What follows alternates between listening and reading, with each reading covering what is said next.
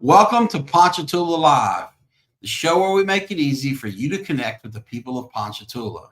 I'm your host, Parker Layrisson, and today I've got a truly fantastic guest. This is somebody I really like, but also somebody I admire.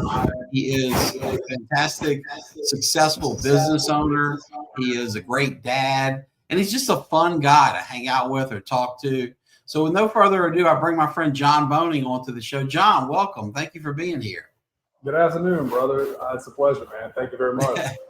Well, I really appreciate you making the time because I know you and Skylar are busy with business and family and all that. But I'm so glad you'll be here. Why don't we kick things off with you just telling our viewers and listeners a little bit about yourself? Yeah, for sure. Again, my name is John Bohning Jr. I am a fifth generation grocer. We've been in the Ponchatoula area for I would say over 145 years, something like that, in the grocery business. I didn't even know Ponchatoula was that old. That's amazing. Maybe not Ponchatoula specific, but we've definitely been in the industry for that long. That's amazing. We started in New Orleans as a little horse and buggy cart. Came up to the North Shore in Madisonville. My dad was telling me again it was a horse and buggy. Our first location was I believe it was the Charleroi building in Ponchatoula now. It was like the first true Bohning and Company market or whatever you want to call it. Bohning's Food Lane, I believe, Food Liner. And from there we built our first brick and mortar, which is now City Hall. Wow. Yeah. Well, I remember well, whenever you guys were in City Hall, my cousin John Vaughn was a bag boy. And, we would walk from there. I grew up walking to Bonin's in its current location and in that location. Both were 2-3 blocks from my house. But you guys have certainly been a local institution. I know, my first and earliest memories of Ponchatoula are all centered around these kind of grand old ladies. My Aunt Myra Vaughn, who lived to be 105, her sister, my grandmother Inez. And they not only shopped at Bonin's and loved the supermarket and, it was just the center of town, but they also revered your family. They would always tell us that the Bonings are not just good business people, they're good people. You guys were there for the community, you give back. And as I've kind of come up through I've only been around for 48 years, so maybe a third of the business life cycle, maybe a few more than you, but I've noticed that you guys are always there. So, when I've been involved, whether it's a Rotary project or a cancer care ministry project or whatever, you're very generous. And I cannot imagine how many people come to the supermarket with their hands out asking for stuff, every little league team, every whatever. And I'm sure you can't say yes to everybody that has a need, but you probably say yes to a lot more than your competitors or certainly bigger corporate outfits. And so I just want to say thank you. I know that the Bonings have givers' hearts, and you have for generations, and it's neat to kind of see you at the helm. But before we get into Bonus Supermarket and your expansion into all these other locations with your other markets and what y'all are doing business-wise, let's talk about you as a person and particularly your childhood. So tell us about your childhood. What was it like growing up in the Boning family? Oh, man. Obviously my life was centered around grocery stores growing up. So I started in a grocery store at a very young age. I want to say I was maybe 10 or 12 or so. I was bagging, getting buggies, just kind of helping out. So the Bonings weren't up on those child labor laws, maybe. Y'all were getting a little ahead of the game. I like that. Teach them young, as my dad would say. Yeah. Well, did you know early on, hey, I want to follow in my dad and my uncles and grandparents and ancestors' footsteps, or is that something that came to you later? What were you thinking about that? To be honest with you, Parker, I don't know. I think we've had this conversation before, but I definitely had the grocery mindset going into what I wanted to do for a career, but I really didn't know that I wanted to do this full time. I mean, I did go to school for AC, refrigeration, HVAC, for that world. And at the time I got out, it was winter time. I really didn't look that hard for a job. I kind of fell back on what I knew, and I knew I could use that schooling in the industry that, in the grocery industry. So it it kind of worked out, I guess you'd say. Yeah, well, yeah. I mean, especially now with all these locations, you're probably constantly in need of that expertise, and so to have that in house has to be kind of a special advantage. With so many square feet to have AC on and so many coolers to run and whatnot. So let me ask you particularly about childhood, like before we get into the kind of later years, like what did you do for fun? What was your family dynamic like? What was it like being a kid around here growing up in that business, besides working at the store, obviously? Dude, Dixie Youth Baseball reigns hard in my childhood Oh, memories. yeah. Yes, man. Where Part is now, and of course JC Park, we played baseball a ton. A few of my friends, I can name them off: Trey O'Neill and Tyler Stafford. We rode four wheelers hard. I grew up on very blessed. We grew up on a very large plot of land here, probably 10 minutes from town, and like I said, we grew up riding four wheelers, played in the woods, fishing outside, doing things. I mean, just my children are very blessed to follow in Yeah. the same childhood that I am. Really. Well, that is a wonderful piece of property y'all have there. I remember, your cousin Michael and I were in school together and we're friends. And so I was always kind of fond of that because, as you mentioned, you're only like 10 minutes from town, but it is true country still. There are woods all around, and it's such a blessing to be out there. It's neat that you can share that with your kids, with this later generation, because there's less and less what I would call green acreage in Ponchatoula. Right. Whether we're talking what used to be farms that's now subdivisions, and who would think the strawberry capital of the world would have so few strawberry farms, and Right. hunting patches and what are kind of few and far between. So it's neat that you guys have not developed all that yet, and you paved it over with parking lots and whatnot. Well, that's neat. So let's talk about the transition from childhood into adulthood. You mentioned going into school to do one thing, eventually you come into the business. Like how does that transition happen? What's that chapter of life look like? So when I got out of high school, I mean, I went straight to work. I immediately started working in the grocery store, kind of worked my way up. I want to say I don't know the age of. Was It's this the probably. Ponchatoula location or one of the others? Because by then y'all had multiple, right? I started in Ponchatoula, and then I went to never really worked in Robert that much, except for kind of to close or to help out, cover shifts or something. But as far as like where I went from there, I think it was maybe 6 or 7 years ago that I went to school for refrigeration, and then now I'm back full time in the grocery world. Mm-hmm. And so while we're talking grocery world, or getting there, let me make something clear to folks that you and I probably take for granted, but that most folks may not know, because the Bohning's name is on the flagship original Ponchatoula store, but your other stores, while Bohning Properties, bear the name of the community. So correct me if I get this wrong, of the order, but as I recall the rollout, you went from Ponchatoula to Laranja to Robert to Beatico. Is that the right order? Flip, Robert, and Laranja. So Okay. it was Ponchatoula, Okay. Robert, Laranja. It wasn't far in between. I want to say maybe a few years after Katrina is when he built Laranja. Okay. But Cool. I vividly remember as a kid, like leaving my parents' house at 4:30, 5 in the morning, going with my dad to open the store because it's brand new. We didn't have a store manager yet. He's literally doing it. You know what I'm saying? I mean, Yeah. I remember that, man. And Well, that's the thing about the burden yeah, of command of ownership is you have to jump into whatever role needs attention, and you don't always know when it's going to happen, right? I mean, I have certainly seen that in my little law firm has a much smaller footprint and far fewer employees, but they all have tough seasons in life. Whether right now, what somebody's got hand, foot, and mouth disease. Hey, folks, don't worry, they're not at the office spreading that stuff. But right. when a person's kid gets sick, somebody's got to step up and maybe appear where they do. And so that's neat that your dad taught you that as a young age. Share with us, if you will, lessons you learned from your father, whether they came as a child, as an adolescent, or as a grown up. Things that you learned from him that now help you so much as you're a father yourself, but also a business owner and leader. Oh, to be honest, a lot of that comes down into just the respect for others. And, truly, I notice it now that I get older is honestly having a relationship with the Lord, man.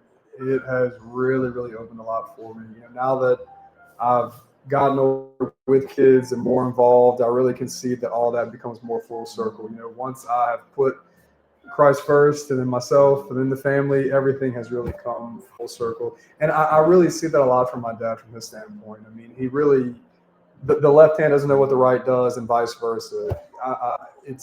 It truly is incredible to watch that growing up and to know that he has helped a lot of people, whether or not he realizes that or admits to it or not. It's just, it's incredible. I'm very, very thankful to have been grown up in that environment, to be raised around that mentality and share, to be able to share that same gift of love and the outpour of the blessing that we can help other people. Mm-hmm. Well, what inspires you to go into work? Because you kind of mentioned or alluded to the fact that there's a lot of challenges with the hours. Like you got to be to open up the store. You got to be the first one there. To close it down, you got to be the last one there. Right. The days run long. The weeks can become a blur. And it's just you've chosen in doing what you do, like your father and your other relatives, a harder path than some others. So certainly there must be some kind of inspiration or guiding light. So when we ask about that, what comes to mind? Honestly, man, it's just kind of it has to get done. I kind of have that mindset from my dad, to be realistic with you. I really wouldn't say there's much thought that goes behind it. It's just I have that kind of mentality that it Just kind of always been there, right? You just Yeah. step up to do it. Well, let's talk about things you do for fun then. Okay. So obviously you work hard, but you play hard too. So in your spare time, what are some things that you're interested in? Aviation. I really enjoy having my feet off the ground. I know anytime I see you, whether it be at church or anywhere, and in the subject of your planes and your piloting passion comes up, you light up. So, how did that come to be? When did you first get into that, and how did that passion develop? Man, that passion developed, I would probably say, when I was 10, 12 years old, something like that. I found out my uncle was a pilot for a company called VIP International. And I think my mom was probably a little hesitant at first to let me go for a flight with him, but reluctantly she did. We went to Lafayette and I was hooked. Ever since then, I always wanted to be in the air, figure out how to fly a plane, see what it took. And truth be told, I should have done it sooner. I did not know you could literally just go to the airport and there's a flight school there. And yeah, I didn't know that, man. So, did your uncle put you in the right seat and let you look at all the gauges and see what he was doing, or did you fly Oh him yeah. back? Oh, yeah. No. I mean, he's in the left seat, obviously, but I did. I was in the right seat, watching. I mean, and I'm sure I was like a kid on Christmas, my eyes full of stars. But I mean, Yeah. it was just surreal. So for folks that are just learning like me about that, oh, you can just go up there to the aviation, school at Hammond Regional Airport. How's that work? And like you mentioned, you could have done it earlier, but you didn't. Like, what's that process like? You go up there, and how do lessons work, and how many hours you need, or what's the process to become a pilot? So typically in Hammond, the flight school is called Fly by Nights. Used to know the owners, don't know them anymore. Recent sold out, not a big deal. But typically they bring you on an intro flight, and you're put in the left seat. There's an instructor on the right, and I mean, yeah, man, you're flying. You're gonna figure it out. Obviously, the instructor's walking you through it, telling you what to do, but it's an experience. And from there, you just kind of start building hours, time building. Uh-huh.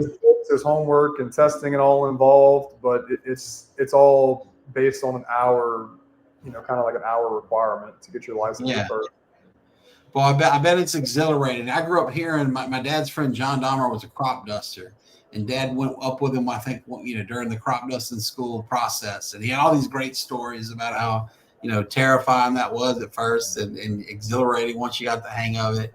So that's really neat. I mean, our family farm is such that there's a little airstrip right near it, and these little planes are going up and flying over us all the time. And it happened this weekend when I took my boys out there fishing, and they were like, "Wow, what's that up there, Dad?" And it's like, man, that guy, he didn't even come from Hammond Airport. He came from that field right across, Highway 445, and it's neat. But people I don't realize the kind of action that's happening up there. From Yes. it's the National Guard and the big helicopters, or the corporate jets that are popping in and out, and there's a lot of action happening at Hammond Airport for sure. There is for sure. Well, let me ask you this. I want to talk, if you don't mind, about your stores, and I thought I might bring this up. This is your your Facebook page for the stores, and I'm sorry, bear with me. I didn't. One thing I love about Bohning's is you guys have a commitment to local products. For example, local produce.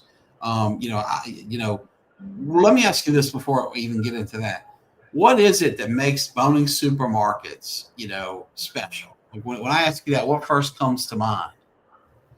Localness, and the ability to get a customer in and out relatively quick. Yeah. I heard that today from a customer in the store. Actually, he said, "Man, I just don't know how y'all run such a smooth operation." I said, "What do you mean?" He said, "Well, he was a vendor." He says, "I'm in and out of all these stores all the time." He said, "But," he said, "I came to Bedeco today, and I noticed that we were getting pretty busy, but somebody came out of the office, jumped on a register, and just got the customers in and out." I said, "I hope they did. I mean, that's what sets us apart, is the customer service, our ability to hopefully take care of what the customer needs in a timely fashion." And absolutely. I mean, for 20 plus years, I lived literally 2 blocks from your Ponchatoula store, right there on South 8th Street. And so, when I sit here and visit your neighborhood supermarket, that was a reality. That wasn't just a tagline. That was my reality. And, it's so easy to pop in there on the way back from work, because you're going to get right in and out, and it's easy peasy. And y'all hire quality people from here in the local community, people that stick with the store. You'll see people there long term. And I got to admit, years ago, I poached one of your employees, I think 9 years ago. She's one of my attorneys now, Stephanie Stafford. You got her. It wasn't a poach. You got her. yeah, I got her, but I pulled her right off of your register into my law firm. And here we are a decade later. So I'm belated. I'm sorry, but quality people like Stephanie that are coming up, and it's great. I just always love that. So I can't imagine how scary it is, say, when a big name like Rouse's comes to town, or an even bigger behemoth like Walmart says, "Hey, we're going to get in the grocery game," and y'all are sitting here for 100+ years. And I remember the chatter like, "Oh, what's that going to do to poor little Bonings?" And y'all continue kicking butt, and you go in there, and it's as busy as it's ever been. And you've just got quality products, whether it's the cheese section, the wine section, the dairy section. I mean, the deli's always been killer. I mean, people love, eating lunch there, etc. But it's just, I think you hit the nail on the head. It's about the people. And because they're not only nice people, but they're good at their jobs, they're moving us in and out. I mean, you can go in there and know, for example, if you're getting lunch, you're going to get back to work on time, whether you've got a half-hour lunch or whatever. Right. And that's important. And, so if you don't mind, I'm going to just kind of scroll through here a little thing. Sure. We talked earlier, you have 4 locations: Ponchatoula, Robert, Laranja, and Bedeco. If I'd had the sense to pull this up first, I would have gotten the order right, because you got them in the order that y'all rolled them out. People can go here to the Facebook page, see new product listings. But this is something I wanted to ask you about. Sinagra Family Dairy. Your commitment to local providers is one thing that impresses me, because, I'm married to Strawberry Queen. I know if I come see you, I'm going to see berries from Tangier Hill Parish that are beautiful and juicy and delicious, and most importantly, local. Other produce, local, we can get into that, but tell us the story about this dairy and how they ended up in here. I know there's been some legal changes, what do you have to say about Sinagra Dairy and how it found its way into your store? Man, Miles Sinagra became a very, very good friend of mine through this process of him getting in the store and all. I want to say I kind of found him on maybe the Hammond Farmers Market, or through Facebook, through some friends. I'm really not 100% sure how we landed each other, but yeah, the relationship has just flourished, you know. So at first we had all of his SKUs in the cooler, which is, you know, right behind that crate there, and Department of Health kind of didn't know how to handle raw milk. They said it was pet food and that you can't sell it next to regular milk and all hoopla, whatever. Well, luckily we can now have backstock on that. So I mean, it's been a very, very overwhelming experience. Man, I know more about milk than I ever wanted to know. I'll tell you that. About the Yeah. temperature, the process, I mean, it's incredible. Shout out to You see- Miles and the family. They do a fantastic job, man. And I look forward to seeing where that relationship goes and really where his dairy goes. Because Yeah. he has extremely quality products. Well, kudos to you and your family for giving him a chance. Oh, hey, I love this here, the Freaky Fruit Alert. What is this thing called? Wait, there's got to be more. Let me click. Yeah, so that is called a Buddha's hand, man. Oh my gosh! Have you? I see. You know, you've got that great background there. I know you can make a heck of a cocktail. Have you used the Buddha's hand in a cocktail yet to infuse anything, or no? I haven't yet. I haven't. Yeah, it looks like lemon zest here. But this, let's see. There's Dubai chocolate's delicious. I know I'm going to get to some. You know, oh, look at that fruit there, man. What's grapes? I was looking for, and it's somewhere on here I saw the other day, like some Lausa produce. Okay. That's it right there. There we go. Farm to table. Now I've got a soft spot in my heart for the Lausa family because I worked for them, you know, all through high school, as did two of my brothers. Tell me, if you will, about forming relationships with local farmers, because you know I've traveled all over the world, thank God. And my wife is a real foodie who always finds these awesome restaurants. And everywhere you go, whether you're in France or Italy or America, they're always talking about farm to table. Get the produce as close to the cooking spot as possible, and the food will be better. What's that mean to Bonings, and how do you develop these relationships like this to get this beautiful produce in your store, fresh and ready for us consumers? So the relationship with Lausa Produce, I mean, man, we've had this relationship for probably 8 to 10 years now. Really, I have to give it to the late Chet Colway. Him and Anthony were extremely good friends, and with Mark Colway as well, you know, being in a meat Independence area up that way, just very, very good friends. But Anthony and I, and along with Kevin and Joey, we do buy from both farms. Kevin and Anthony is who I deal with majority of the time, but the relationship with them is phenomenal. Literally everything you see on the table and the majority of the stuff you see coming from the Lausa farm, I mean, it was picked the day of or the day before when it was in our store. I mean, it is literally farm fresh. Mm-hmm. Well, and look, like I said, Bree, Louie, and I all worked for them. And I'm gonna tell you what, they work hard, they hustle, and they grow. I mean, they just have the green thumb, man. They can grow some delicious stuff. And I'm loving the look. If my wife, knew that I was looking at these eggplants, she'd probably make me go out and buy some. She's an eggplant lover. Well, John, I promised that I would respect your time, and we've crossed the 20-minute mark, so I want to make sure I get you out of here soon. But before I do so, I want to ask you a few questions, that the type of questions I like to ask folks like you that have been successful and have been leaders in our community. And I'm sure, having assumed a mantle of leadership early in your life, having started your career really at age 10, that there have been a lot of lessons you've learned, and some, like me, I found when I fail, I learn a lot more than I succeed. But if you knew somebody wanted to learn from you, if you think of either your 10-year-old version of yourself or some other kid coming up that wants to get into this industry, wants to prosper and wants to lead like you do, what would be some lessons you've learned along the way that you'd like to share with them? Communication is by far the most important thing that you can have as a leader, as a worker, as anything. Communication. Obviously, your values, your core values that you bring to the table. I had something else with communication. I'm drawing a blank now. I'm sorry. Yeah, but those two are such gold. You don't need, if you've got a third one as the cherry on top, roll with it. But that's great advice, man. That's terrific. Oh, something that I've learned recently: do not be afraid to fail. Just simply, Amen. if you have a dream, if you have a goal, you have an ambition, obviously communicate it out, but don't be afraid to fail, because through that failure, you will continue to grow. I've learned that myself. And truthfully, that's been one of the hardest things that I've been able to accept is I'm going to fail every now and then. I'm going to make mistakes. We all are. Yeah. Yeah, No, we're human at the end of the day. yeah. And, when I teach trial advocacy at LSU Law School, I try to impress that lesson upon my students because, I tell them, guys, you're not going to win every trial.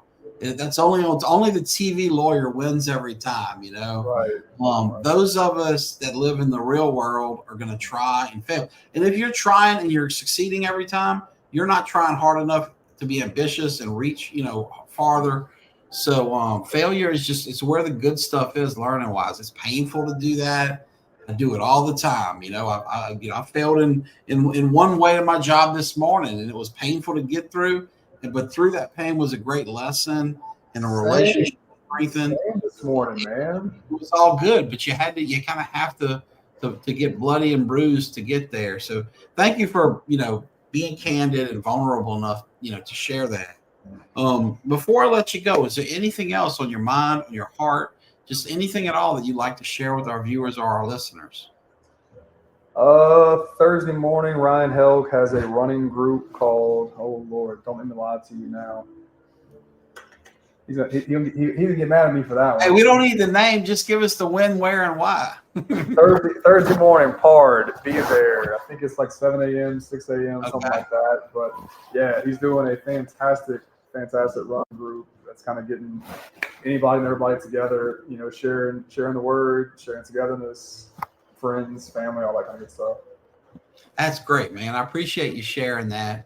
And I really appreciate you sharing your time. So please give my best to your beautiful wife, Skylar. Thank her for sharing her hubby for a half hour here today. To our viewers and our listeners, we thank you for being with us again. I knew John would be one of my most fun interviews yet, and he lived up to the hype because he's just such a great guy. So, John, thanks again, brother. I owe you one, and I'll hope to see you soon. And to everyone else, we'll be back here next time, same time, same place. Thank you all.